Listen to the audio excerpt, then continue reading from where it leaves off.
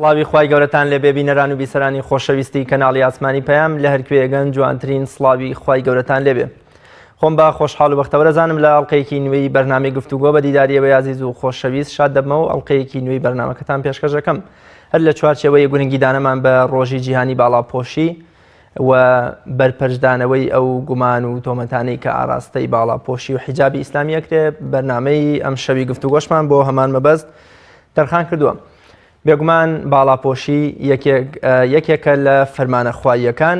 و بۆ جیاکردنەوەی کۆمەڵگەی ئیسلامی و کۆمەڵگەی موسڵمان و بەخشینی سیما و مۆرکێکی جیاکەرەوە بە خانمان و ئافرەتانی موسڵمان خوای گەورە فەرمانی یان بۆ منە فەرزی کردوتە سەر تاک بە تاکی موسڵمانانێک موسڵمانی عاقڵ و باڵغ و ژیر. بۆیە دەبینی کۆمەڵگەی ئیسلامی بە درێژایی مێژوو نەیارانی وەکو ڕێز و شکۆیەک کەوا ئەم حیجابە بۆ ئافرەتی موسڵمان دانراوە هەمیشە کەوتۆتە بەر تیری نەیاران بە جۆرێ لە جۆرەکان ویستویانە ئەو شکۆ و ڕێز و حرمەتە لەکەدار بکەن یا تیری گوماناوی و دوژمندارانی خۆیانی تێبگرن. ئێمە لەم بەرنامەیەدا باز لە گرنگی باڵاپۆشیەکەین وەکو فەرمانێکی خوایی و چۆن پابند بین بەم فەرمانە خواییەوە و چۆن هانی خەڵکی بدەین هانی نەوە و خوشک و برا و خوشک و دایک و ئەوانە بدەین کەوا پێویستە باڵاپۆش بن و مەرج و سیفاتەکانی باڵاپۆشی وە بەرپەرچی ئەو گومانانەش بدەینەوە کەوا نەیارانی ئیسلام لە تەواوی سەرانسەری دنیادا تیری ژەهراوی خۆیان دەگرنە باڵاپۆشی لە بەرنامەکەشدا تەواوی ئەو گومانانە بازەکەین لەگەڵ میوانەکەم وەڵامیانە دەینەوە یا بە جۆرێ لە جۆرەکان بەرپەرچیان دێن بۆ مەبەستە میواداری زۆر بەڕێز خات و هەڵاڵە محەممەد ئەڵماز نووسەر و ڕۆشنبیرم کردەوە. هەڵاڵە خانم زۆر بەخێر بێ و سوپاس بۆ ئامادەبوونت. بۆچی باڵاپۆشی یا بۆچی خوای گەورە باڵاپۆشی کردوتە یەکێک لە سیماکانی جیاکەرەوە بۆ کۆمەڵگەی ئیسلامی و موسڵمان؟ بەنای خوای گەورە میهرەبان طبعا پێم خۆشە کە ڕۆژی باڵاپۆشان پیرۆزکەم لەسەر جەمخانمان لە خوشکانمان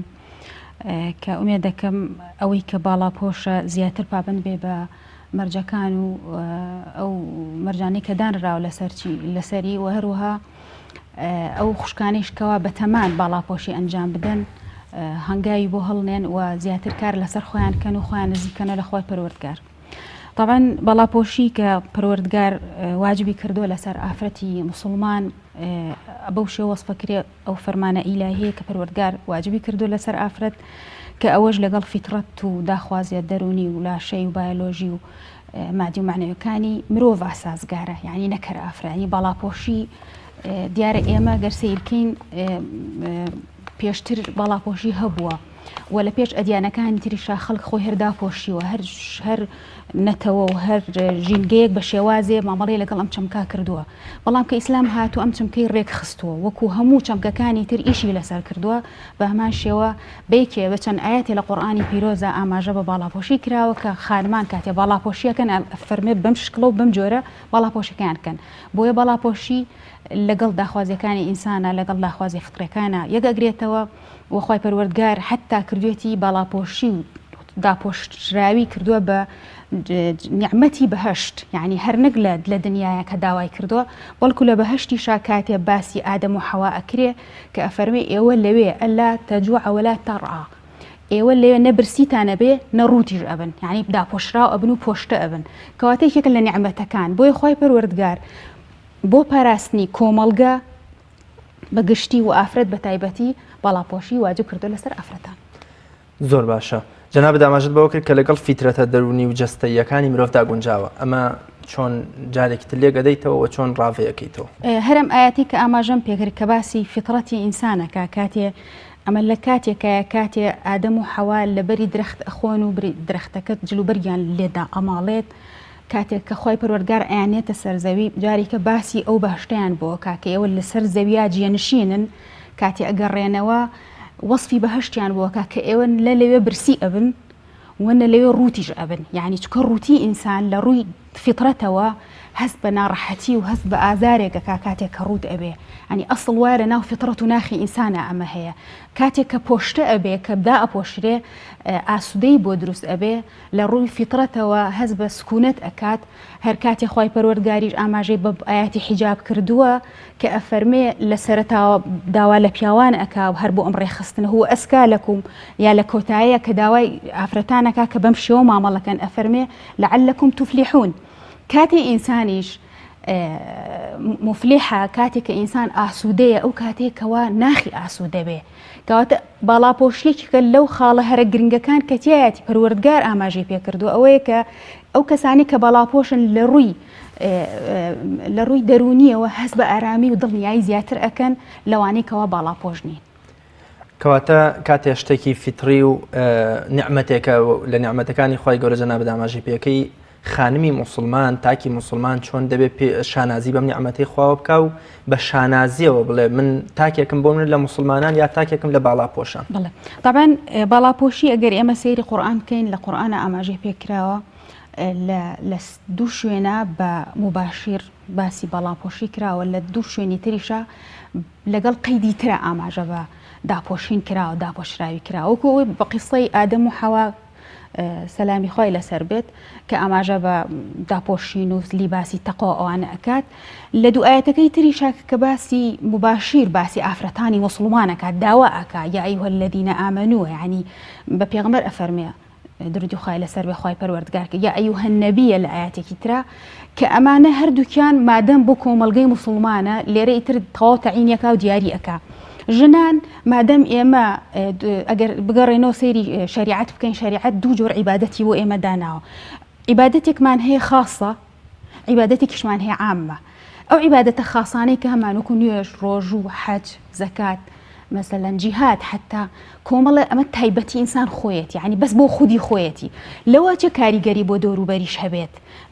بەس بە شێوازێکی زۆر غێر مباشیر یعنی ئەکرێ بڵێن زۆر دوور مەدایەکی دووری هەبێ بەڵام هەنی عیبادەتی تری کەمان هەیە ئەوانە گشتین بۆ هەموو کۆمەڵگەیە بابەتە ئەخلاقیەکان یعنی کاتێ باسی چەمکی ئەخلاقەکرێ بە گشتی هەر هەمووی سوودی بۆ کۆمەڵگەیە حیجابی یەکێک لەو بابەتانەی کە سوودەکەی بۆ کۆمەڵگەیە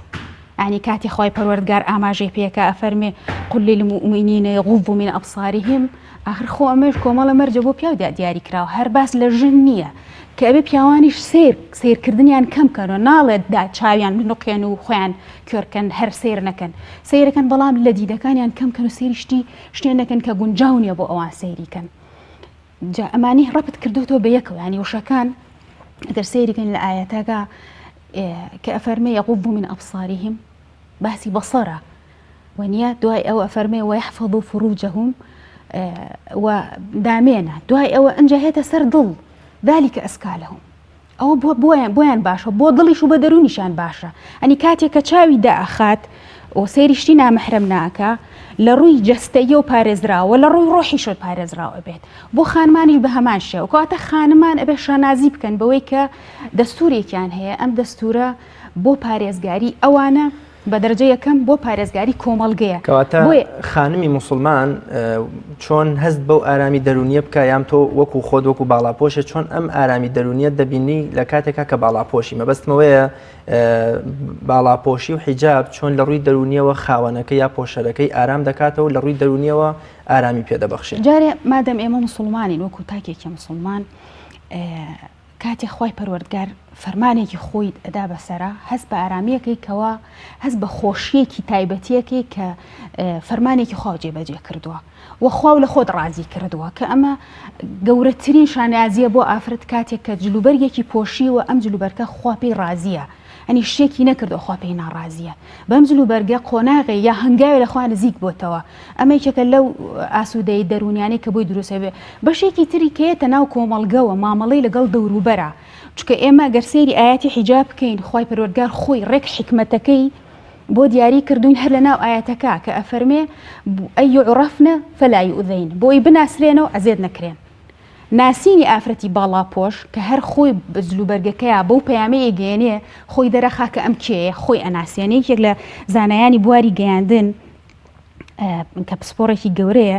دێرلیترز ئەڵێ ئێوە بە شێوازی ڕواڵەتی خۆتان شوناسی خۆتان بە تاکەکان ناساندووە هەر بەم ڕواڵەتە کە دەرئەکەویت ئیتر تۆ ناسنامەی خۆت پێشکەش بە بەرامبەر کردووە بەرامبەر بەو شکڵە مامەڵەت لەگەڵ دەکات ئەڵێ ئەنجە هیچ شتێکی شوناسی تۆ ناتوانێت بگۆڕێ جگە لەوەی کە خۆت تەقدیمیەکەیت یعنی من مادەم بە جلوبەرێکی بەم شێوە ئەچمە دەرەوە ئیتر بەرامبەرەکانم هەمویان حسابی ئەمە بووەکەن کە من کەسێکی خۆپارێزم من ئاڵایەک و یا جلوبەرگێکم هەڵکردووە شوناسێکی گەورم بەیان کردووە کە بەرانبەرم یەکسەر ئەوم لە قوبوڵەکە و پێچەوانەکەی خۆ ئەگەر بەڵاپۆش نەبم بە شێوازێکی تر مامەڵەم لەگەڵەکە چکە ئەوە زانێ من کاتێک کە بەڵاپۆشم وەکو کە ئەچمە ناو کۆمەڵگە وەکو مرۆڤێک ئەچمە ناو کۆمەڵەکە نەگوکو مینەیەک ینی مێنەی خۆم و جوانی خۆمم دەرنەخستووە کە خی گەورە فەرمێ وەلا یبدینە زینەتەهن ئیلا ما ظهر منها نابێ جوانیتان دەرخن ئیلا ئەوەی کە دەرەکەوێت ئەوەیشی جوانیەکانی خۆتان بۆ ئەو سینفانەیە کە دیاری کردو لە قورئانە تەنها بۆ ئەمانەتەوە ئەتوانین جوانی خۆ دەرخی پاش ئەمانە دوای ئەمانە ئیتر تۆ بێ جوانەکانی خۆ بشاریتەوە و بەم مەرجانە کە ئەبێ جوانەکانی خۆدا پۆشیت و ئەو جلوبەرگە شێوازەکەی چۆن بێ کە تۆ لەبەریەکەی بۆیە کە من بە جلوبەرگێکی بەڵاپۆشی و ئەچمە دەرەوە لە ڕووی دەرونیەوە هەست بە ئارامێکی زیاتر ئەەکەم و ئەتوانم ئەمە دەرببڕم لە دەوروبەرەکەشمە هەستی پێ بکەن یعنی بڕات هەبێ جار وا هەبوو مەسەن لەگەڵ کۆمەڵێک خوشکایە لەگەڵ کۆمەڵی خانما کە چوین بۆ خولێک بۆ شوێنێکی دوور جاروا بۆ ئێمە لەوە کەم تەمەنترینیان بوو بین شەو توانە بابچین بۆ مۆڵێک بۆ شوێنێ ئەوە نییە کە چوینەتە دەرەوە ینی زۆر جار تۆیان بە بەغیرەتر و بە ئازاتر و وەکو بڵین گەورەتر لە خۆیان بینیەوە تۆ بکەویتە پێشیانەوە کە ئەمە لەوە چێ نەک ئەمن و منە لای من بێ لا دەها خوشکمان ئەمنونە هەبێ کە سەفەری کردووە لەگەڵ کۆمەڵەکە کە چوونەتە دەرەوە لەگەڵ ئەوەی ئەگەر ئەویش لە ڕووی مرۆڤی خۆیە و لە ڕووی مرۆیی و لە ڕووی مامەڵەی جوانی خۆیەوە لە تۆ کەمتر نەبێت یعنی ئەوەنە جوان بە مامەڵی بەڵام جلوبەرگەکەی پەیامەکەەوە ئەخوازێ بەرامبەر بە شێوازێکی تر وەرەگرێ هەروکو زانانی دەروونناسیش کە زۆرێکیان ئاماژە بۆکەن غەربیەکان کاتی ئافرەت جلوبەرگەکەی باڵاپۆش نییە گێچەڵی زۆرتر پێکرێت تاوەکو و کەسێکەوە باڵاپۆش هەر لە شەقامێکی نیویۆرکدا باسی وێنەگرتنی ئافرەتێکی باڵاپۆشە کرێ ئافرەتی باڵ هەر ئەو ئافرەتە طبعا دیارە دیراسە ئەکرێت بۆ دیراسە و بەحسی عیلمیە ئافرەتێک بە بەو شەقامەیە ڕەت ئەبێ کامێرەی طبعا لەسرە بە باڵاپۆشی هیچ گێچەڵی پێ ناکرێت هەر ئەو ئافرەتە بەبێ بەرگی باڵاپۆشی هەر جلوبەرێکی احتیاجی لەبەرابێ دەیان گێچەڵی لەسەر تۆمارە کرێت بە کامێراکە یعنی ئەمە نەتیجەی ئەوەیە کاتێک کە کەسێ باڵاپۆش بێ خۆی پەیامێکی خۆی داوە لەو کاتە ئاسوودەی دوورین بۆ دروست بۆ چونکە ئەم هەڵی کردو لەوە کە خوای پەروەردگار کە ئەفەرمێ فەلا یؤذین بۆی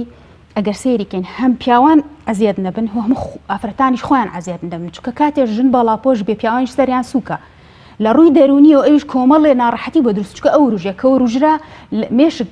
هۆرمۆنەکانی مێشک زیاد ئەڕژێت یعنی ئەگەر پیا و هۆرمۆنی مێشکی بیسقات بێ بۆ مەسائلە جنسیەکان و ڕژاندنەکان ژن یەک بێت لەو کاتانە دەیان قات لە بیستەکە زیاتریش ئەبێتەوە کاتێک کە دیمەنێک بینێ دیمەنێکی ڕوتە بینێ دیمەنێکی ناباڵاپۆشی ئەبینێ بەڵام کاتێکەوە باڵاپۆش بێ پیاوان سەرسوکترن ئاسوودەترن زیاتر هێمنترە توان ئیشکەن بۆ لە ئەوروپایە لە دەوامی ڕسمیە ئافرەتان جلوبەرگی ئەتیادیان لەبەرایە و جلوبەرگی محتەشەمیان لەبەرایە ئەبێ ڕەنگەکان کە لەبەریەکەن قاوی ڕساسی ڕەش نیلی لەم چوار ڕەنگە تێپەڕ ناکا لە شەریکاتە زۆربەی شەریکات قانونی وایە ئەبێ ئەو جلوبەرگە لەبەرێکەن بەم شێوە بێ بۆی پیاوان ئەزیەتیان نەبێ ڕەنگی ڕەنگە ئەو ڕنگانی کە کاریگەری و ڕژاندنیە ئەوانە نابێ بەکاربێن و هەروە بێ جلوبەرگەکانشیان داپۆشراوە بێ ڕوت نەبێت ئەنی ئەو جلوبەرگە لەبەرکەن لەبەر ئەوان دیراسیان کردووە بەمە گەشتون نەگەوی بڵە بابا هەڵاپۆش بێ بەڵام جلوبەرگی داپۆشراو لەوێژ ئەوان گرنگی پێدەن بۆ کاتە گشتیەکان بەڵام لە کاتە تایبەتەکانە ئەوە کەسەکە خۆی ئازادە چۆن مامەڵەکە چۆن جلوبەرگە لەگەڵ ئەم ئارامی دەرونی و پاراستنی شکۆی کۆمەڵایەتی نێو کۆمەڵگەکەی بۆچی بەشێکی زۆر لە تاکەکانی کۆمەڵگە ئامادەنین ئەم پەرژینی خۆپارێزی و پاراستنی خۆیان کۆڵێ جێبەجێ بکەن لەگەڵەوە شاکە ئەزانن ئارامی دەرونی پێوەیە وەشکۆی کۆمەڵایەتی خۆیانی پێپارێزن طبعا بەشێکی نەزانینە ینی بەلەمان و غەریب نەبێ لەوچە زۆر ئافرەتمان هەبێ نەزانێ ئەم فەرمانە ئیلاهیە بەم شێوازەیە بەشێکی ژینگە دەوروبەر کاریگەری زۆری لەسرە بەشێکی زۆری کە ئێستا ئەمە عالەمی ئیسلامیشی پێوە ئەناڵێن مەسەلەی مۆدێرنەیە وای کردووە کەوا ئەگەر حتا باڵاپۆشیش هەبێ فۆرمەکەی وا گۆڕاوە لەوە چیە لەگەڵ ئەوی ترا زۆر فەرق نەکرێت ینی لە بێ باڵاپۆشیە ئەوانەی کە باڵا پۆژنین لەگەڵ ئەوە زۆر جیاوازێکی ئەو توی نەبێت مۆدێرنە ئەم کاریگەریە سلبی هێناوە ئەبێ جاری کە ئەم فۆرمە قسەی لەسەر بکرێتەوە باڵاپۆشی مادەم ئێمە ئەڵین فەرمانێکی ئیلاهیە کەواتە ئەم فەرمانە بەو مەرجانەی کە هەیە بە هەر جۆرێک بێت 6 پارچەیە 2 پارچەیە 8 پارچەیە 1 پارچەیە 3 پارچەیە ئەبێ مەرجەکانی تیابێت ئیتر شێوازەکەی چۆن و دورومانەکەی چۆنە و ژینگەیەک بۆ ژینگەی عەرەبی جیاوازە لە ژینگەی کوردی جیاوازە لە ژینگەی فارسی یعنی بۆ نمونە بچۆ بۆ ئێران ئەگەر جلوبەرگی بۆ نمونە ئەگەر چاکەت و تەنورت لە بەرابێ گاڵتەت پێەکەن ئەڵە و هیماڵۆیە ئەو هێتە دەرەوە مانتۆیەکی لە بەرایە لەگەر پانتۆڵێکە زۆر غەریبی لەوێ بەڵام لە لای خۆمان بەو شێوەنە ئەلوان لای ئێمە احتیاجی بۆتەوە ینی ڕەنگەکان زۆر طبیعیە بەس لە شوێنێکی تر ڕەنگ طبیعی نییە ئەبێ کۆمەڵە ڕەنگ بێ و بۆ دەرەوەکانی ڕەنگ هەر بەکار ناهێنن لە ژینگەی عەرەبیە عەبا زۆر گرنگی پێدراوە ئەنی ئەمانە کەواتە ژینگە کاریگەری هەبووە هەر ئەوەی ژوای کردووە کە ئێستا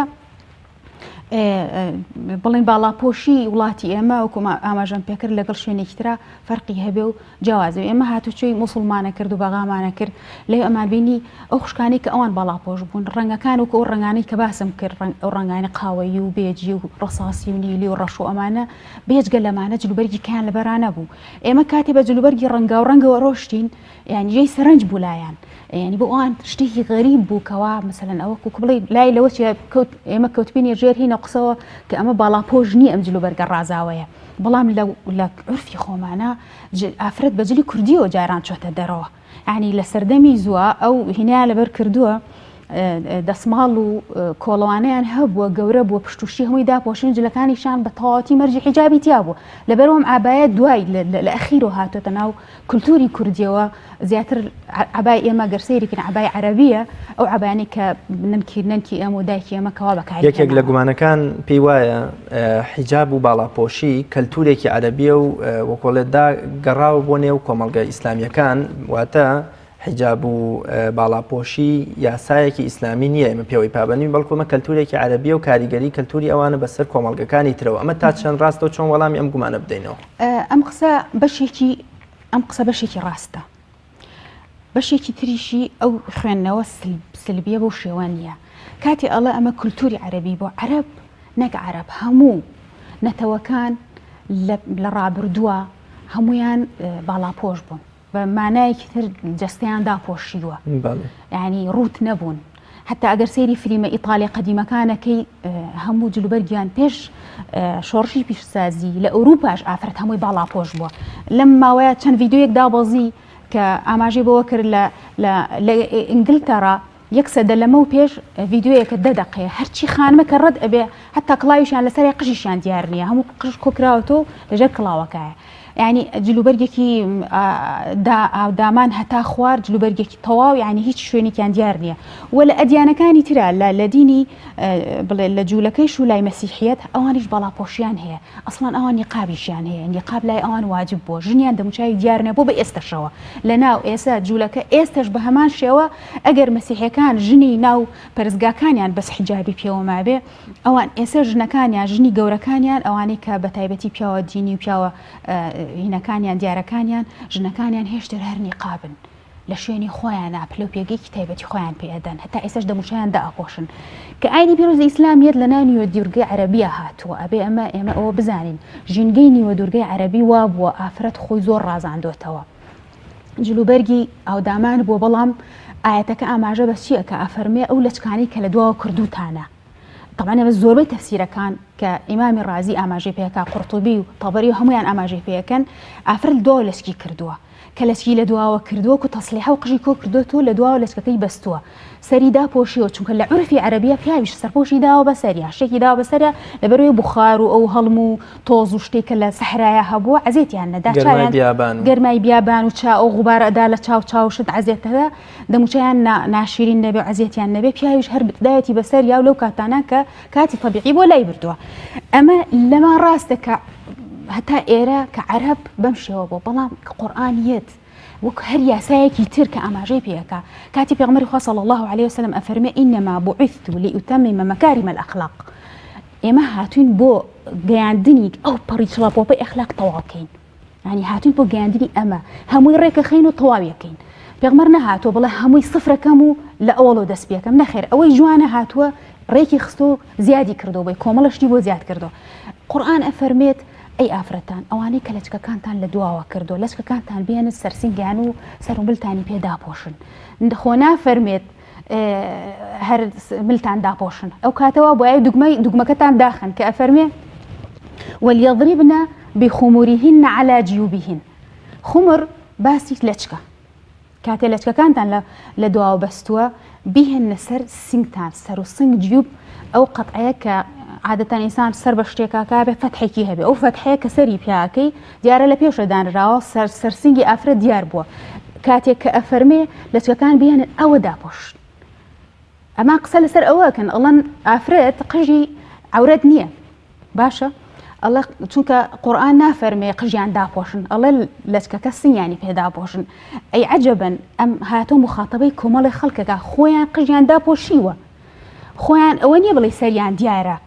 هەر پەتێک نەبووە بەستی بێتیان بەڵکو لەچکێکیان بەسەرەوە بۆ لە خومر لە هەموو مەعاجی ماسەیری کە ڕاقیبی ئەسفەهانی ڕەحمەتی خوای لێبێ ئاماژەی پێکردووە و هەر فیروز ئابادیش بە هەماشی ئاماژەی پێکردووە ئاماژە بەوەکەن مەبەستیان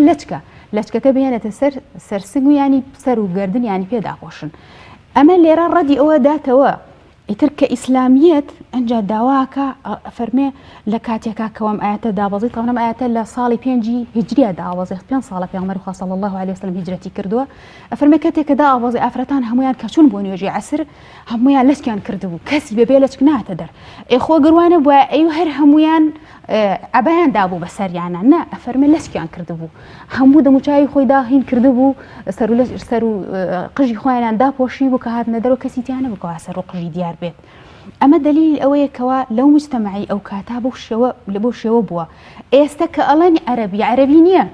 هەموو نەتەوەکانی تریش لەچکیان هەبوو کوردیش هەر هەی بووە کورد بە شێوازێکی تر لەچکی هەبوو ئێمە کڵاو هەبووە کڵاویان کردوتە سەریان کە کاتی خۆی پێوترا فێس بەڵێ فێسیان کردوتە سەریان بە کڵاوەکەوە پارچەی قماشی تر هەبووە ڕۆشتە خوارە و ناوشانی هەمووی داپۆشیون ئەنجا سەرپۆشێکی تەنکیان داوە بەسەرەوە کە قژەکە لە ژێر کڵاوەکە و لەو پارچەی کە دایانە بەسەر شانیان لە دواوە داپۆشراوە لەبەرەوە عورفی ئێمەش بەو شێوە بوو تورکیش بە هەمان شێوە هەر لەچکی هەبووە ئەگەر سەیری چواردەوری نێوە دوورگەی عەرەبی بکرێ هەموو ئەو خەڵکی کە لەو منتیقانە ژیاوە بە جۆرە لە جۆرەکان داپۆشراو بوون بەڵام قورئانیەت ئەمە ڕێکەخا کە ئافرەتان ئەبێ جوانی خۆیان دەرنەخن تەنها ئەبێ دەست و دەموچاو کە ئەفەرمێ ئیلا ما ظهر منها تەنها ئەوەی کە دەرەکەوێ ئەوشی دەرەکەوێت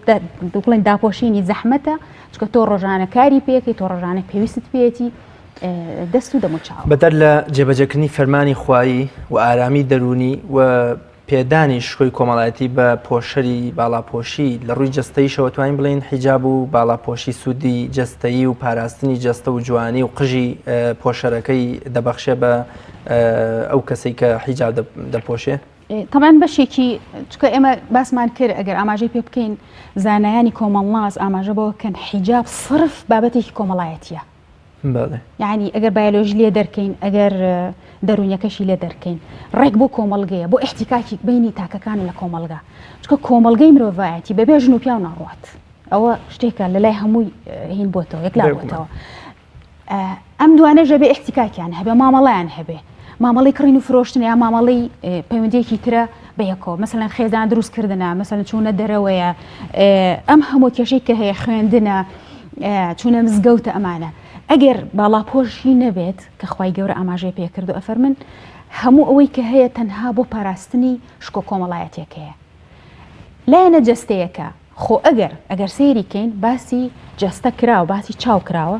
پارێزگاری لە چاو پارێزگاری لە دامن پارێزگاری لە دڵ ئەمە جەستەیە یعنی لە ڕووی جەستەیە ئەم کەسە ئەم سێ ئەندامەی ئەپارێزرێ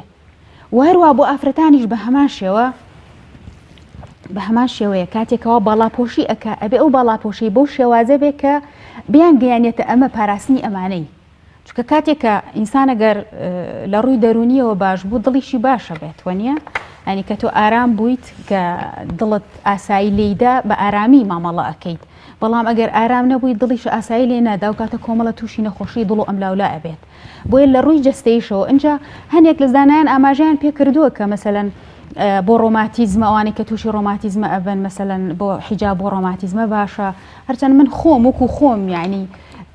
وازانم بەس ئەمەی کە لە ڕووی کۆمەڵایەتیەوە کۆمەڵگە ئەپارێزێ گەورەترین کو بڵێن مەبدە لای ئێمە کە ئێمە شەنازی پێوە بکەین و ئافرەتان هاندەین لەسەری لە ڕۆجەستەیەکۆ لە ڕووی بڵێن طبیەوە کە ئاماژەی پێ ئەکرێت ئەوە شتێکی ترە مەسەن تشکی خۆرەگەر بە مباشیر بدا لە ئینسان لە دوای کاتێکی زۆر بڵێن ئەو کاتەکە منە لە دوای ئەوە زۆرتر بێ بۆ سەرەتانی پێسخراپە و کۆمەڵە شت دیاری کراوە ئەمانە کۆمەڵە شتی لاوەکین ئەسڵی بابەتەکەی ئێمە ئەسڵی ئەوەی کە ئێمە فەرمانێکی خۆی پەروەردگار جێبەجێەکەین وەخوا لە خۆمان ڕازیەکەین هەنگاومان ناوە بۆ نزیک بوونەوە لە خۆی پەروەردگار. زۆر باشە یەکێک لەو گومانانەی تر پێی وایە کاتێکە کۆمەڵگە ئافرەت دەبێتە محەجەبە واتە وەلانان و دیلکردنی نیوەی کۆمەڵگە واتە دیلکردنی ئافرەت ئایا حیجاب و باڵاپۆشی دیلێتی و کۆتکردن و لێسەندنەوە زەوتکردنی ئازادی بەدواوەیە بۆ ئافرەت یان چۆن ئاینی پیرۆزی ئیسلام بەرپەرچێمەی داوەتەوە کە ئافرەت ینی ئەوە تا سەیری خاتو عایشە دەکەی سەیری مامۆستاکانی مامی شافعی دەکەی سەیرکەی لەو سەردەمەدا ئەوەندە کۆمەڵگەی ئیسلامی پێشکەوتوو بووە کە دەرزی دەیها وەکو شافعی و زانایانی تریان داوەتەوە. طبعا ئێمە هەر لەوتی ئەم سەردەمە خۆی ئەگەر پێشووتریشمان ئەوەی بەسەن کەسێ بڵامە تووڕاستە و مێژووە ئەوانە هەر ئەم سەردەمە خۆی بەڵگەیە لەسەرەوەی کە ئافرەتان بە باڵاپۆشیەوە زۆرتر توانیانە لە شوێنەکان وجودیان هەبێت. چەند ساڵە لەسەر یەک پۆلی شەشەکانمان یەکەمەکانی سەرئاستی کوردستان باڵاپۆشەکانن و لە شوێنەکانی تریشە ئەگەر سیرکەی لەو زۆربەی زانکە و پەیمانگەکانە یەکەم و دووهەمەکان زیاتر باڵاپۆشەکانن. ئەنی ئەمە ئەوە ناگەیەنێ کاتێک کەسێ باڵاپۆش بوو. ئەنجا من حەزەکەم یەک شت ئاماژە پێ بکەم کە لامەوە گرنگە کاتێ باسی ئازادی ئەکرێت یعنی ئازادی لە چی؟ باشە من ئازاد دەکەم ئازادم ئەکەن لەوەی کە باڵاپۆشی لە ئابم ئەچم بۆ شتێکی تر خۆیتر ئازاد نابم ئەو کاتەش کەواتە من ئازاد دەکەن لە شتێک بۆ شتێکی تر يعني إلا أبي يا ساو رسائل كتير هبي من بتمنى أو ديسان كتب أجر بيت وقرار بأمي من لدينا لم ديني خوما عزاد نيمو كوبلين ناتوام هيك تبكم أتمنى وبازني كتير إيش عزاد مناكا باش الله من دينا قبولني قانونم قبوله باشا لا بون ولا البابتك خو قانون وياساش كومل مرجي داناوه چون اسلام امشتاني ريخصو بوتو مرجي بوداناي بهما شو ياساكش بو شويه خو اگر ياساي ملاطه بغوره ياساي كتري هنا ايش هر مرز داني اي باشا عجبا يعني من مرجي الهيم بلاوه جرين تربي واسوده تربم بي وازاد تربم يا لوي كواب كومجير كومل مرجي لاوەکیە کۆمەڵی مەرج کە ئینسانەکان بۆم دابنێن کە دوای چەند ساڵ پیاچوونەوەی هەمواری ئەکرێتەوە ئەم یاسایە ئەو خەلەلەی هەیە و لەو شوێنە هێنی هەیە ئەبێ ئێمە دەستکاریکەین قانون دیسان ئیش لەسەر ئەمە کات و لە پەرلەمانەوە دەنگی بەسەرە درێ کەواتە ئازادی کاتێ باسی ئازادیەکرێ ئەو ئازادی بەو شکڵە غەڵەتەکەوە پێناسیەکرێ ئەسڵەن ئازادی ئینسان لەوایە کە خۆی بە ڕەغبەتی خۆی شتێک بپۆشێ کاتێک کە ئافرەتێک باڵاپۆشە ئەبێ ئازاد بلەوەی کەی پۆشێ و بەمجل و بەرگەوە من ئازادم کەوا ئەتوانم لەما خزمەتکەم لە بواری خۆمان خزمەتەکەم ئەوی تریش بە هەمان شێوە ئازادە لەو بەرگەی کە پۆشیوێتی بەڵام ئایا ئازادی من تا چەندێک و ئازادی ئەو تا چەندێکە من چەند هەر لەلایەنە کۆمەڵایەتیەکەی خۆمەوە کە ئەچمە دەرەوە عیزەتی نەفسم زیاترە توانام زیاترە مەسەلەن ڕۆشتنم زیاترە ئەتوانم زیاتر مامەڵە بکەم لەگەڵ بەرانبەرەکانمە سەرسووکترم و ئەوش سەرسووکترە لەگەڵ منە یا لەوەی کەوا لە هەموو دەقیق لە خۆم پترسم ینی لە کەمینە ئافرەت بۆ نمونە ئەگەر بیوێری بە شەوا بچێتە دەربە تەنها ینی هەر بە باڵاپۆشیشە و لەو چێت جورئەت نەکا زۆر بە تەنها بە شەوا بچێتە دەرەوە بەڵام ئەگەر ئەم جورئەتە بێت زیاتر لای باڵاپۆشەکان زۆرترە ینی بە قەناعەتی من ئەوەی کە بینی بێتم بە تەجروبە ینی زیاتر مەگەر ئەو کەسەکە خۆی هین بێ ئەگی ناگەر باڵاپۆش نەبێ لەوەچێ نەوێرێت چونکە هەر خۆی پەیامەکەی خۆی وەکو ئۆزانە ئەمریکیەکە ئاماژەی پێ کردووە کە خۆی پەیامی خۆی شوناسەکەی بۆ شێوەیە کە خۆی نەپارێستەوە بەڵام کاتێک کە تۆ ئەمە هەڵ ئەەکەی کە باڵاپۆشی تەواوی تر بەرانبەر تەسلیمە مەگەر شتێکی کە بێتە ینی شتێکی عەرەزێکی لاوەکی هەبێ بۆ ئیکەوە لەگەڵ ئەم باڵاپۆشیە تەمەنیە هەر باڵاپۆشی جەستەمان نییە باڵاپۆشی ڕۆحیش ئەبێ تۆ ئەم کەسە کە باڵاپۆشی ئەکا بۆ خانمان و خوشکانمان ئەبێ مەقسەد حکمت لە باڵاپۆشەکە بێنتە كأفرمي ولا يبدين زينتهن حجاب بوي زينة درنك حجاب أني زينة بكاملي درخات هواية حجاب بز متبرجة حجاب أبي كاتي شو در أو كسب الله بوشيكر راسه أبي الشيك بوش بيت جلو برجكي جوان بيت باكو تميز بيت وتكراو بيت بترتيب بيت تنسيقي هبي أما أنا هموي درستو آين لقلياتي چونك الطهور شطر الإيمان باكو تميسي نيوي إيمانا ئەم پاک و تەمەیسی و خەم خواردنە کەسەکە بۆ خۆی جلوبەرگەکەی بە تەرتیب و بە تەنظیم بێ ئەمە ئیسلام گرنگی پێداوە. خی گەورە فەرمێ پێغەمبەر خوا صلی الله علیه و سلم فەرمێ ئین الله جەمیل یحب الجەمال. ئەم رازانەوە ئەمە تا ئێرە، بەڵام ئەگەر تەبەڕوجی تیا بوو زیاتر تەبەڕوج یعنی چی؟ ئەو برجەکە سەیرەکەی لە هەموو شوێنێک و برجەکە دیارە، ئەن عینوانە دەی نابێت تۆبی بە برج، ژن نابێ خۆی کا بە برج، کاتی ئەچێتە دەرەوە ئەبێ بەم شکڵ بچێتە دەرەوە. لەبەر ئەوە ژن لێرە ئەتوانێت ئەم پەیامی خۆی بەم شکڵە بگەێنێ، ینی ئەوەی کە بەو شێوە ئەڵێ مثلەن بە شێوازێک بیرەکاتەوە ئەوە شتێکی خۆیەتی گەرنا لە ئەسڵە ئافرەتان زیاتر ئەتوانن عیزەتی نەفسیان هەبێ و زیاتر بتوانن لەم مەجاڵی خۆیانە. هەڵاڵە خانم، ئافرەتی موسڵمان چۆن پێویستەوە تێبگا یان وا پەروەردە بکرێ وا فێر بکرێت کە ئەمە فەرمانێکی خوایە، ینی بۆ منە نوێژەکانی لەدەست نادا، ڕۆژوەکەت لە 1 و 2 ڕەمەزان و نیەتی بۆ دێنێ و بە گەرموگوڕیەکی زۆرەوە قورئان خوێندنی هەیە، ینی بەشێکی زۆر لە عیبادەتەکان لە کات و شوێنی خۆیان جێبەجێکا، بەڵام لە حیجابەکە کە دەچێتە دەرەوە تا ڕادەیە دەتوانین بڵێن سیمایەکی ئیسلامیام جێبەجێکردنی فەرمانێکی خوای پێوە دیار نییە. چۆن وا بکەین کە حیجابیش هاوشێوەی نوێژ و ڕۆژ و هەر شتێکی دیکە فەرمانێکی خوایە و فەرمانی فەرزکردنیشی لەسەر هاتۆتە خوار لە قورئانی پیرۆزدا. طبعاً ئێمە گەر ئیش لەسەر ئەمە بکەین مانێ لە سەرەتا ئیشکەن خێزان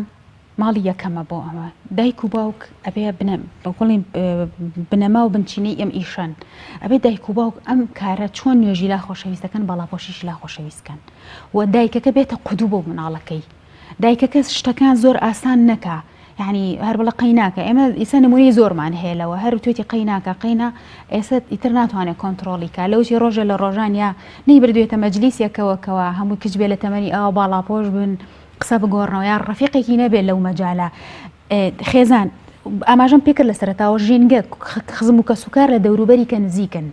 ئەو ژینگە کۆمەڵایەتە مثل من ئەگەر کە سوکارم هەمووی ئەوکو خۆم باڵاپۆش بن کە کچەکەشم گەورە بوو ناتوانێت دەرچێت لەوە، ینی حوبێک و خۆشەویستێکی بۆ جلوبەرگەکەی دایکی و پورەکانی و خزمەکانی بۆ دروست ئەبێت. ئەمە ژینگە. یەکیتر لەوانە ئەوەیە کە ئێمە ئەمەشمان خاڵێکی جەوهەریە،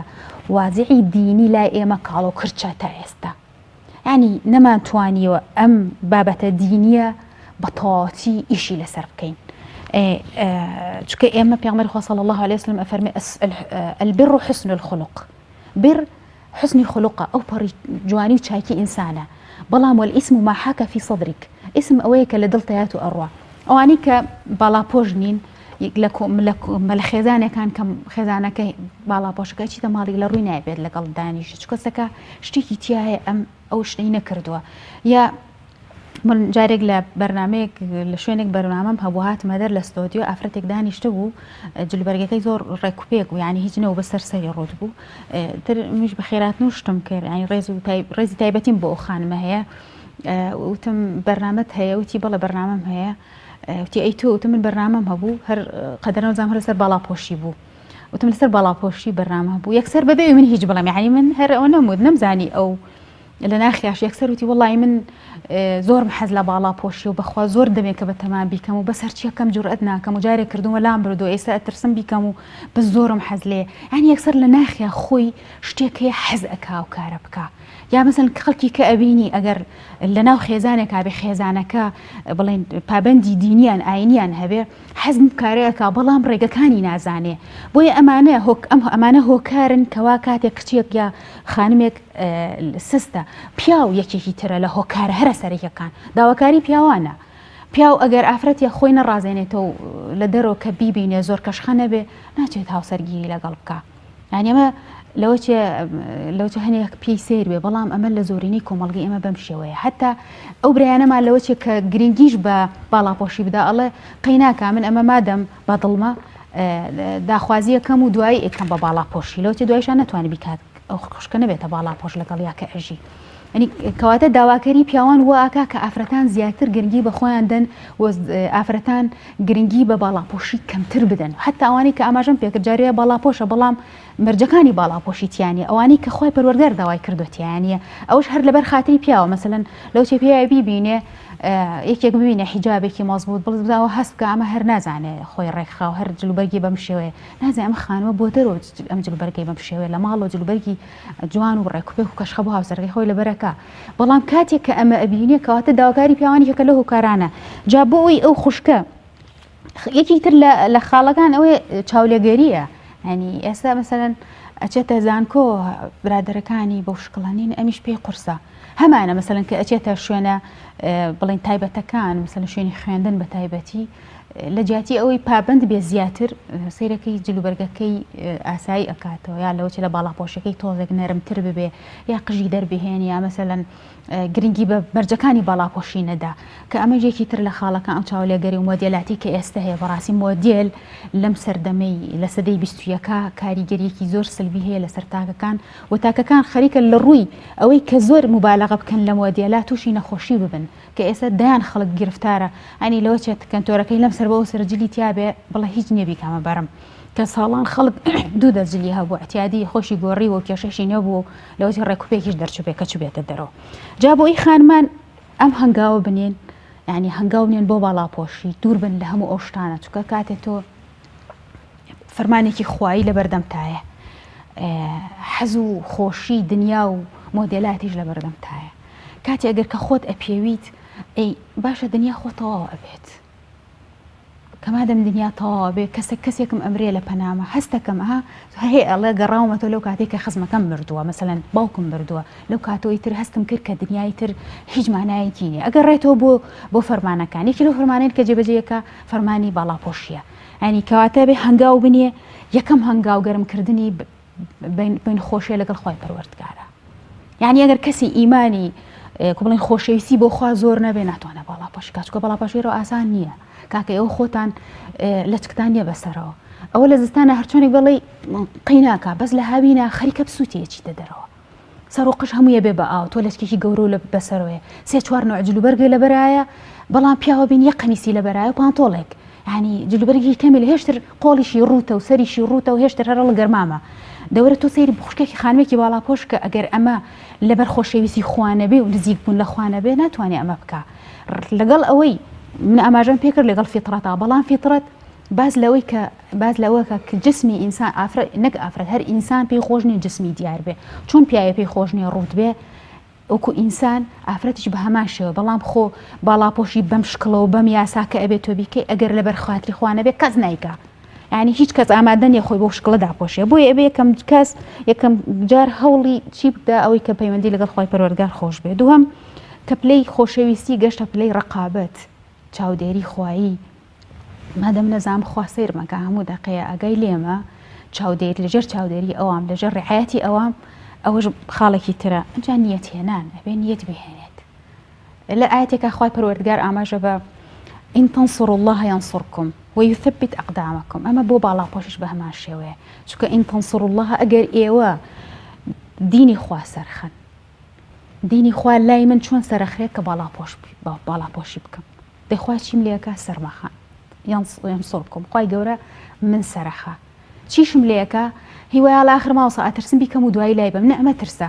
ويثبت أقدامكم خوای پەروەردگار ئەنجا سەباتت پێدا ڕاوەستاوە ئەکا لەسەرەوەی کەوا بەڵێنت داوە نیەتت هێناوە کەواتە بێ نیەت بێنێ کە باڵاپۆشی ئەکا نیەت بێنێ لەگەڵ خوای پەروەردگارە کە خوای یارمەتیم بە من ئەم هەنگاوانیم لەبەر خاتری تۆ قەنەعەتیشی بۆ ئەمە هەبێت کە ئەم جلوبەرگەی کە ئیکا کۆ ئاماژەمان پێکرد کە ئەم جلوبەرگە باڵاپۆشی خزمەتێکی گەورەی ئەکا هەم بە خۆیان بە کۆمەلگەکەی دەی کۆمەلگەی مرۆڤایەتی ئاسوودە بێت بۆ تۆش ئاسوودەیت کاتێکەوە من دەوروبەرم ئاسوودە بێت کاتە منیش ئاسوودەم ئەنی خێر و خۆشی ئینسان هەمیشە بۆ دەوروبەر و خۆی هەیە یەکەم جار قو ئەنفوسەکم و ئەهلیکم بۆ دەوروبەرەکەشت و هەروەها کاتێک باسی کۆمەلگەکە خوای پەروەردگار لیتەعارەفو ئێوە ئەبێت هەتان بێ نێرون بێ بەیەک و احتیکاکتان هەیە بۆ یەکتر بناسم من کاتێ باڵاپۆشم زیاتر ئەتوانم دەوروبەرەکەی خۆم بناسم بۆ زیاتر ئین ئەکرەمەکم عیند الله ئەتقاکم ئەو کاتە عیبادەتم زۆرتر بۆ ئەکرێ کاتە بۆی باڵاپۆشی ئەتوانم ئەم قەنەعەتم بۆ دروست بێ یەکێکی تر لەوانە پاڕانەوەیە ئەبێ و کەسە خۆی زۆر بپاڕێتەوە لەخوا خوای پەروەردگار هیدایەتی بە کە هاوکارم بێت کەوا بتوانم ئەم بڕیاری کە داومە تا سەروی گێنم یەکێکی تر کە خاڵێکی گرنگە ئێستا بواری گەشەپێدانە بەهێزکردنی ئیرادەیە هەرنا ئیرادەی نییە بچێتە خولێکی گەشەپێدان و بۆی ئیرادەی بەهێزکە ینی ئێستا ئەم خولانە زۆر باشە لە ڕووی کەسایەتی و گرنگی بە ئینسان زۆرەدا ئەنی تۆ بتوانی بڵێ من هەم من کەسێکی ئازام من کەسێکی لێهات و من ئەتوانم لە خوا نزیکمەوە من خوا خۆشی ئەوم کە ئەم ئیرادەت بۆ دروستە بێ زیاتر ئەتوانی نزیکیتەوە بەڵا لە خانم بێگومان حەزمەکە خاڵی خیر ئاماژە پێکەم بەیەک هینی بچووک داواکەم لە خانمان کاتێ جلوبەرگەکەن یەکەم جار لە لەچکەوە دەست پێ نەکەن جلوبەرگی باڵاپۆشی لە خوارەوە دەست پێەکە لە خوارەوە دەستی پێکە فراوانی کە پانتۆڵەکەت فراوان کە تەنورەکە و فراوان کە ئەزیەکە و فراوان کە تایەتە سەرەوە لە ئەخیر جارا بڕیاری لە چکردن بدە نەک لە چک بکە و پانتۆڵێکی لە پیابێ بەڵکو جلوبەرگەکەت پان و پۆرکە مەرجەکەت لێەوە دەست پێ بکاکەوە لە خوارەوە جلەکان و پان و جیاوازی چیە گەر ئەم بڕیاری دابێت لە سەرەوە بۆ خوار بڕایە لە خوارەوە بۆ سەر جیاوازەکەی چییە خۆی جوانەکانی ئافرەت ئاەتەکە کە ئاماژەی پێەکە ئەفەرمێت دوای زانان هاتون قسان لەسەر کردووە زینەت دەرنەچێ زینەت بەشێکی لە دەم و چاوایە بەشەکەی تری لە خوارەوەی ینی تۆ حساب کە ئەو بەشەکەمەیە پاشان بەشە زۆرەکەیە ینی بەشی ئەوەی کە زۆرتر زینەتی ئافرەتە زیاتر لە بەشی خوارەوە دەرەکەوێ ینی ئەبێ ئافرەتان جلوبەرگەکانیان پان و پۆرکەن و جلوبەرگەکانیان فراوانکەن بۆی کەوا جسمیان دەرنەچێت جوانەکانیان زۆر دەرنەکەوێت کاتێ وەلای یوبدینە زینەتەهون کاتێ زینەت دەرنەچوو ئەو کاتە لەچکەکان ئاساییە و ئاسانتر لە چک ئەتوانێت کوشتەی دەستی جۆرە لە بیرکردنەوەین کە بەبێ پەروەردە بەبێ قەناعەت وا لەکەین کە کچ و خوشک و دایک و براژن و ئەمانەمان ببنە محەجەبە پێغەمبەری خوا صلی الله علیه و سلم پێم وابێ ئەو بەسەراتەی کە ئیمامی عومەر دووڕوێک دەبینێ سەریەکی لە خێزانەکانی پێغەمبەری خوا کەوێتە 17 و 18 پێغەمبەرایەتی واتە 3 تا 4 ساڵ لە دوای کۆچی بەفەڕی پێغەمبەری خوا بۆ شاری مەدینە مەبەستمەوەیە پێغەمبەری خوا صلی الله علیه و سلم دوای پرۆسەیەکی بەردەوام و لەسەر خۆی پەروەردەکردن و چاندنی تۆوی خۆشەویستی خدا و پێغەمبەر و فەرمانبەرداری مسلمانان بۆ خدا و پێغەمبەر اینجا بڕیاری جێبەجێکردن بەڵام هی وامان هەیە لە کۆمەڵگەی ئێمەدا تەنها جەستەی خوشکەکەی یا کچەکەی دادەپۆشێ و لە ناواخنەوە لەوە چێ هیچ باوەڕێکیشی بەمە نەبێ بۆیە سەرنجام کۆمەڵی خەڵکمانەیە پێی وایە لە چک بەسەرەکانیش محەجەبەکانیش ئیشی ناشرینەکەن یان بۆ منە غەیبەت دەکەن یان بۆ منە کاری بەشێکی کەمیان کارێکی لەوە چێ خراپکەن کە لەگەڵ سەر و سیما و لە چک و محەجەبەی خۆیانە یەک دەنگرێتەوە پەروەردە و دروستکردنی قەناعەت لە ناواخنەوە تا چەند گرنگە اینجا باجەستە بێتە پۆشین و داپۆشین طبعا من ئەگەر سەیری ڕێزمەندی خاڵەکانم کە ئەخیر خاڵم ئەو بووکەوە جلوبەرەکەی بەو شێوەیەکە هەنی ئەبێ ئەوانی کە هەمووی بێتە جێ ئەنجا ئەگەر کەسێک مثلەن ئەوەی کە جەنابەت باسیەکە و پێشتر وازامە و عرفە هەبوو بەس ئێستا زۆر کەم بوو بێتەوە کە ئافرەتان بەهۆی عرفی کۆمەڵایەتی و ئێسش لەوە لە هەنێ شوێن هەر هەمان بێ بەس کەم بێ باڵاپۆشیان پێکەن لەبەرەوەی کە عرفیان هەیە بەڵام هەر ناتوانن باڵاپۆشێکی تەواو بن تەنها وەکو عرفێ لەچکێکی احتیادی داوە بەسەریە لەکەی کەوتە خوار لێ کێشە نییە بیداتەوە بەسەریە مەگەر کەسێکی گەورە دیار بیداتەوە بەسەریە یا ئەچێ بۆ ماڵی کەسێکی گەورە مەسەلەن مەلایە کە مامۆسایەکی ئاینیە کەسێک کە وەکو مەلا دەرەکەوێت لە ناو خزمەکانیە ڕێزێکی تایبەتی لێ ئەگرن ئەوش لەچکی ئەدا بەسەریە ئەمانە هەمووی شتانێکن ئێمە لەگەڵیان نین و ئیسلامیش لەگەڵیان نیە ئەبێ ئەو کەسە خۆی بە قەناعەتی خۆی ئاینی پیرۆزی ئیسلام ئاینێکە خی پەروەردگار ئینسانەکان ئەبێ ئارەزوومەندانە بێنە ناوی کە ئەفەرمێ لا ئیکراها فی الدین ئیکراه زۆر لە دینە نیە لە هیچ شتێکە لە ئیمان هێنانیشانیە تا تۆ مثل مناڵەکەت ئەگەر دوور بێ لە پەنا بەخوا لە ئیمانە تۆ زۆری لەکەی بڵێ هەربێ ئیمان بێنی وەکو زۆرکردن لەوە نیە ئەبێ پێچەوانەکەی شیمان ئێمە قبول نییە زۆرکردن نەبێ لە سفورکردن یعنی ئێمە لە ڕابردووە ئەم کێشەمان زۆر بوو کە زۆرمان لێ ئەکرا کە لەچکەکانمان لابێن حیجاب نەبین لە زەمانێکی پێشووترا و ئێسێش ڕاستە لەوە چێ لە زۆر قوتابخانەکانە هین نەبێ بەڵام لە زۆرێ لە قوتابخانەکانمانە بەس پانتۆڵێک و بۆدیێکی کورتە بۆ کچان کەوا لە بەریەکەن ئەبێ تا دەرگای مەکتەب ئەڕوا شتێکی درێژ لەبەر کاو لەوێ لە ناو مەکتەبا جلوبەرگەکەی بۆ شێوەیە کە ئەمە خۆی بۆ خۆی بەڕاستی ئەمە هەر ئەو خەلەلەی ترە کە قبول ناکەن ئافرەتان بە باڵاپۆشیەوە بچنە ناو قوتابخانەکان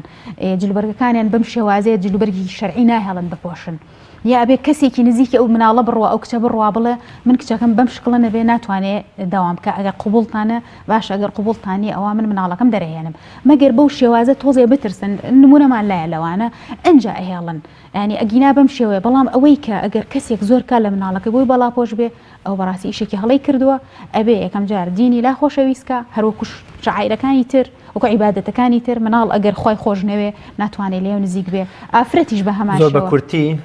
ڕۆڵی خراپی یان نێگەتیڤی مێدیا و زنجیرە دراما وەرگێڕاوەکان لە ساردکردنەوەی یان نەهێشتنی ڕۆڵی کاریگەری حیجاب و باڵاپۆشی خێزانی ئێمە ئێستا کەوتۆتە بەر ئەو لێشاوە لە کاریگەریەی مێدیا و زنجیرە دراما وەرگێڕاو تورکیەکان چۆن ئێمە خێزانی خۆمان تاکی خۆمان لە بەرامبەر ئەم لێشاو بپارێزین. طبعا سوشیال میدیا بە دەرەجەی 1 و فیلمە دوبلاژکراوەکان بە دەرەجەی 2 ئەتوانن بەڵام کاریگەرێکی زۆر خراپ و نەرێنیان هەیە لەسەر تاکی کوردی ئێستا کە چاولێگەرێکی زۆر هەیە کە ئاماژەم پێکرد ئەم چاولێگەریەوە ئاکە ئەوەی کە ئەمەیە لاسایی بکاتەوە نمونەیەکی جوان نییە لە بەردەمیە ئەوەی نمونە جوانانەی کە هەیەی نایبینێت نمونونەکانی ناو کۆمەڵگەی خۆی نبینێ زیاتر ئەکەوێتە دوای ئەو نمونانەی کەوا لە دەر و عەرزەکرێ لە فلیمەکانە دەرئەکەوێ بۆ ئێمە کاریگەرێکی زۆر خراپی هەیە دایکان و باوکان ئەبێ ئەگایان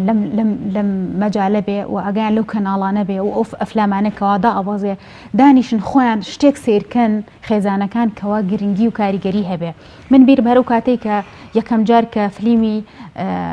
یارانی ئەشکەوت لێدرا بەهۆی خێزانی مەکسیملیانەوە کە شێوازێ لەچکی هەبوو ئەچوویتە دەرەوە زۆربەی ئافرەت بۆ شکڵە لەچکیە کرد ینی سیمایەکی زۆر عەجایبی دابوو بە خانمان ئەوانەی کە باڵاپۆش بوون بە هەمان شێوەش پێچوانەکەی شێر وایە کاتێک کە ئافرەت بۆ شێوە مامەڵە ئەکات جلوبەرگێک ئەوەی لەوێ دەرەکەوێ ئەم بەیانیەت لە بازاڕ ئەیکڕێت و ئەوە بەکارەهێنێ کاریگەرێکی زۆری هەیە و ئەبێت دایکان و باوکان هەوڵدەن کە ئەو کەناڵانەی کە ئەو فلیمانە دۆبلاژەکەن یا ئەو کەناڵانی کە ئەو فلیمانە بڵاو ئەکەنەوە کەمترین کات بێ هەڵە مناڵەکانیان تەماشای بکەن و دانیشن بە دیارەوە سەیری بکەن. کۆتا قسەت لەبارەی باڵاپۆشی و ڕۆژی گیانی باڵاپۆشی شتێک من نەمپرسی بێ یان پێویست کە جەنابەت ئاماژەی پێ بکەین. بەڵێ ئەوەی کە بەلام و گرنگە جارێکە بێڵێمەوە طبعاً باڵاپۆشی بۆ هەموو تەمەنێکە تەنها بۆ کەسی بەتەمەن نییە بڵێ وڵا تۆ گەنجی جارێ چیت داوە لەمە ئەزاخر جاران زۆرەوە تراوە ئێسش هەر هەیە ئەوە ڕۆڵە تجارێ مناڵی وازی لێبێنە با گەور هیچ نەیە بچیتە 30 ساڵ ئەوانە تۆزێ بۆ خۆت گەنجانە بژی دوای ئەو باڵاپۆشی بکە ئەمە هەڵەیە ئافرەت کە گەشتە سوڕی مانگانە بەپێی فەرمودەکەی پێغەمبەری خوا صلی الله علیه وسلم کە ئاماژەیەکا بە ئەسما ئەفەرمێ ئەسما ئەچێتە ماڵیان و جلوبەرگێکی ناسکی لەبەرە ئەبێت ئەفەرمەی ئەسما کاتی ئافرەت گەشتە سوڕی مانگانە نابێت لەوە نەزیاتری دیارە بێت دەست و دەموچاو ئیشارەکە ئەنی کەواتە بۆ هەر لە تەمەنی باڵغ بوونەوە ئافرەت کە باڵغ بوو لەو کاتەوە واجبە لەسەری باڵاپۆشی ئەنجامدا هەتا و دەقەیکەوە بەرەو گۆڕستان ئەبرێت کە ئەمە خاڵێکی زۆر جەوهەریە ئەبێ خانمان و خوشکان و کچەکانمان دەستی پێوە بگرن و باڵاپۆش بن و باڵاپۆشی تەواو بن مەرجەکانیان بیر نەچێ کاتێ باڵاپۆشی کردووە بچێتە بەردەمی ئاوێنەکە بزانێ ئەم جلوبەرگە لە دەریەوێتی چەند سەرنجی دەرەوە ڕاکێشێ و ڕاستە با جوان بێ بەڵام با ئەوە سەرنج ڕاکێش نەبێت کە چووە دەرەوە هەموو ئەوانەی لە دەوروبەریە سەیری بکەن و تەنها دیقەت لەو بن. زۆر زۆر سپاس بۆ بەڕێز خاتوو هەڵاڵ محەممەد ئەڵماس نووسەر و ڕۆشنبی کەمیوانی ئەمشەی بەنامەی گفتوگۆ زۆر سپاس دەکەم. بینەرانی بەڕێز و خۆشەویست زۆر سپاس بۆ ئێوەی عزیزیش بێگومان هەر تاکێک لە خانمانی موسڵمان لە زانکۆ و پەیمانگاکاندا با ببێتە سمبول و پێشەنگێکی باش با خەڵکی دیکە چاو لەم بکەن نەک ئەم بە پێچەوانەوە چونکە ئەمە سەرمایە و سەروەتێکی قیامەتیە وەکو چۆن پێغەمبەری خوا صلی الله علیه وسلم بە ئیمامی عەلی فەرموو لە ڕۆژی فەتحکردنی قەڵای خەیبەردا فەرمووی عەلی سوێند بەخوا ئەگەر لەسەر دەستی تۆ کەسێ خدا هیدایەتی بدا و هیدایەت وەربگرێ لە هەموو دنیا و ئەوەشی کە تێیدایە باشترە کەواتە ئێمە دەکرێت